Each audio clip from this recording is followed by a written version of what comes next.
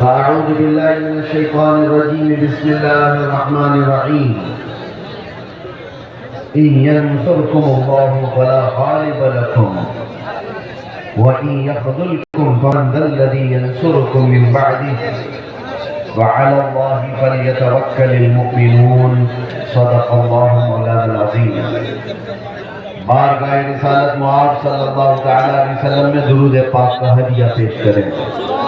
اللهم صل على سيدنا محمد معدن الجود والكرم وآله وأصحابه الكرام وابنه الكريم وبارك وسلم صلاة دائمة سرمدا أبدا. پھر کے گلی گلی تباہ ٹھوکریں سب کی کھائی کیوں، دل کو جو عقل دے خدا تیری گلی سے جائے تو. جان ہے عشق مصطفیٰ روز وضو کرے خدا، جس کو ہو درد کا مزہ ناز دوا اٹھائے کیوں. عزیزان گرامی اوقات، انتظار کرتے کرتے اخیر میرا نمبر آ ہی گیا اور آپ تمامی حضرات کو دیکھ کر ایسا احساس ہوتا ہے کہ میں جب اس جلسے میں آ رہا تھا تو گاڑی والوں سے پوچھ رہا تھا کہ مجھے کون سے کھیتی میں لے جا رہے، پگ ڈنڈیوں سے گزرتے ہوئے یہاں آ رہے. اتنا بڑا جلسے کا نظام دیکھ کر کے ایک بات تو سمجھ میں آتی ہے، سیمانچل کے لوگ صحیح ڈھنگ سے اپنا گھر نہیں بنا پاتے ہیں.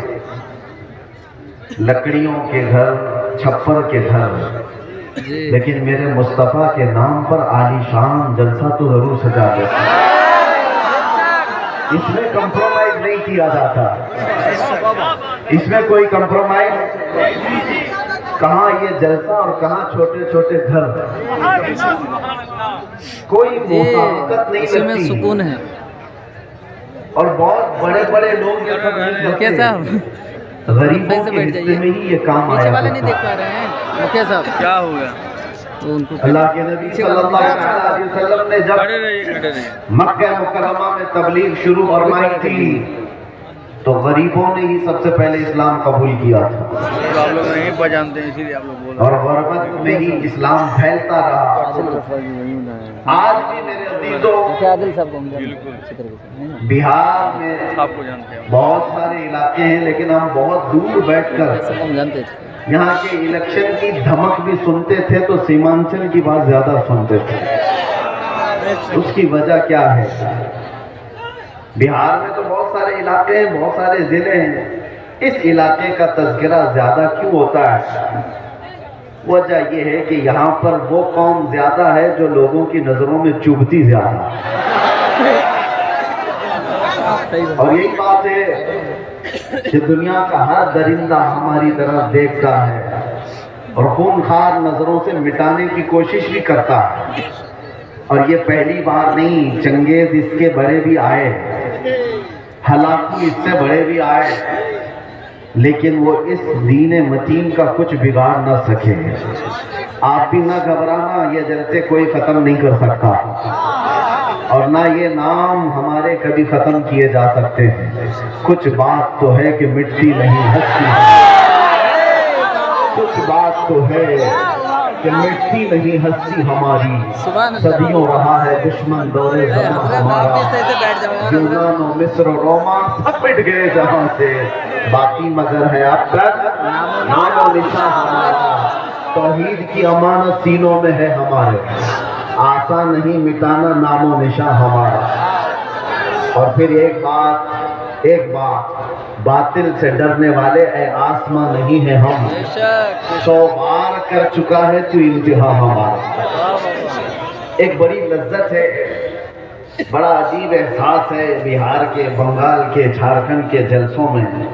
میں بولتا بہت بھی ہوں، آپ لوگوں کے انتظامات و انصرامات کے خلاف بھی، رات بھر سجاتے ہیں اور بہت سارے اس کے جو نیگیٹو پوائنٹ ہے اس پر بولتا بھی ہوں. لاکھوں کا خرچہ کرتے ہیں، بہار میں جلسے زیادہ کرتے ہیں، اس پر بولتا بھی ہوں. لیکن دل میں ایک احساس یہ بھی ہوتا ہے جیسی تیسی ہے قوم، सर्कस में पैसा बर्बाद करने से मेरे मुस्तफ़ा के नाम पर तो लगाती है। किसी और जगह पर इनको छोड़ दिया जाए तो शायद पता नहीं मुजरे करने वालों को देखेंगे। लोग इंटरटेनमेंट की दुनिया में यहाँ नहीं तो कहीं और महफिलें लगा देंगे। इसी बहाने कम से कम यहाँ शोराए इस्लाम आते हैं, खुतबा इस्लाम आते हैं और ये एक एक लफ्ज पढ़ते जाते हैं, लोगों के दिलों में रस घोलते जाते हैं। जैसे तैसे ये दीन का निज़ाम इन जलसों के जरिए से कायम है। बहरहाल मेरे अजीजों, एक बात आप समझ करके चलना,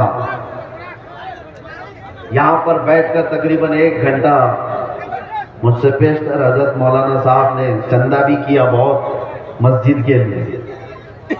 बहुत लोग समझते हैं कि मौलाना लोगों का काम ही क्या है, चंदा करना, रसीद लेके घूमते रहते हैं।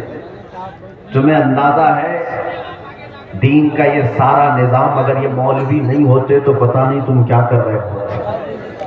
ये मदरसे, ये मसाजिद की बिना, ये सारी चीजें इन लोगों से कायम होते होंगे। चंदा खोर लो, मगर आपको पता है एक एक पाई दीन के लिए ऐलान करके जमा करना ये उलमा की शान है। क्या उनके अंदर सेल्फ रिस्पेक्ट नहीं है? क्या मांगना उनकी बचपन की आदत है?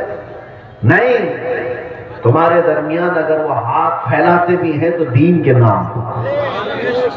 मेरे मुस्तफ़ा करीम सल्लल्लाहु तआला अलैहि वसल्लम की शरीयत ताहिरा की बका के लिए मुझे बात याद आती है। मेरे वालिद गिरामी फरमाया करते थे, अल जामिअतुल अशरफिया मुबारकपुर आज हिंदुस्तान की एक ऐसी अजीम यूनिवर्सिटी का नाम है जिसके सामने ताजमहल की ऊंचाई भी फीकी पड़ती है।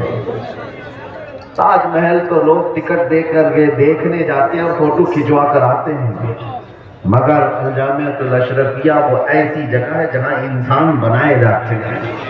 उलमाए रब्बानीन की एक बड़ी जमात पैदा हो गई। जब उसकी तामीर का मसला था, बानी जामिया अशरफिया मुबारकपुर हुजूर हाफिज मिल्लत रहमतुल्लाह अलैह इसी तरह ऐलान कर रहे हैं कि कोई है जो ला करके जामिया अशरफिया के लिए कुछ सुपुर्द करे। आपको मारहरा मुतहरा के सैयदजादे सैयदुल उलमा ने बिठा दिया और कहा, मौलाना आप बैठ जाइए, मैं सैयदजादा हूं लेकिन इस इदारे के लिए चंदा मैं करूंगा।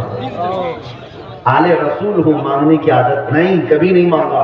क्या बड़ी बात। और उसके बाद जब सैयद मियां रहमतुल्लाह ताला अलैह ने ऐलान किया तो जाहिर सी बात है मुझे ये इलाका देख करके वो बात याद आती है। मौलाना तो 11,000 मांग रहे थे। वहां पर छोटा गांव था, छोटी बस्ती थी। जब मांगा जा रहा था चंदा तो एक बूढ़ी औरत एक मुर्गी का अंडा लेकर के आती थी। कहा मेरे घर में इसके अलावा कुछ है नहीं, ये चंदे में कबूल कर लीजिए। मुर्गी का अंडा, ये लोगों के जज्बात थे। और ऐसा नहीं है कि वो अंडा देख करके उसको भेज दिया गया कि इसका क्या किया जाएगा, उसको भी कबूल किया गया। और सैयद मियां रहमतुल्लाह अलैह ने फरमाया था, इस औरत ने ज़माने यूसुफ की याद दिला दी। खरीदारों में उसका नाम आ जाए बस इसलिए हाजिर हो गई। बहरहाल इस निज़ाम पर मैंने थोड़ी सी गुफ्तगू इसलिए की कि उलमा को हकीर मत समझो। या उलमाए ज़वील एहतराम अगर दीन के नाम पर तुमसे कुछ तलब कर रहे हैं तो सारे लोगों को एक कैटेगरी में मत शुमार करो। एक जुमला मैं आपसे कहता हूं, तवज्जो से सुनना। हर दाढ़ी वाला चोर नहीं होता, लेकिन चोर दाढ़ी रख लेता है। चोर अपनी चोरी छुपाने के लिए दाढ़ी रख लेता है। हाँ, इस फार्मूले को समझ करके चले और इसको हर जगह फिट ना करें। दाढ़ी वाले को देख करके हिकारत से देखना मेरे अजीजों हरगिज नहीं। कुछ चोर अगर इस तरह के लिबास पहन लें तो ऐसा थोड़ी ना होता है कि हम ये भी तो नहीं कह सकते कि हर चाय वाला चोर है। नहीं कह सकते। نہیں کہہ سکتے. سب کو ایک کیٹیگری میں کیسے شامل کرتے؟ یہ ایک جملہ آپ یاد رکھیں، میں کسی کا نام نہیں لے رہا ہوں. اور دوسری بات، علماء ذوی الاحترام کے لیے خاص طور پر میں نے آیت کریمہ کی تلاوت کی ہے خطبے میں.